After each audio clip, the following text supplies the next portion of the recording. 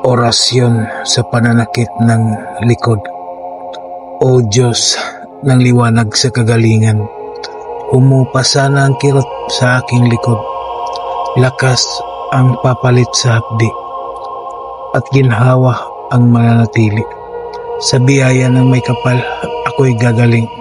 Amen.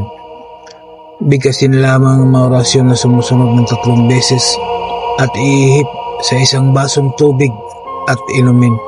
Di kaya iihip mo sa iyong dibdib. Sator aripo tinito pirarotas, getme rimahop ekjap. Getme rimahop ekjap. Getme rimahop ekjap. Amen. Gawin ito araw-araw hanggang sa matanggal na ang pananakit ng likod mo. Maraming salamat sa mga tao na naniniwala at tumangkilik sa mga binahagi kong kaalaman.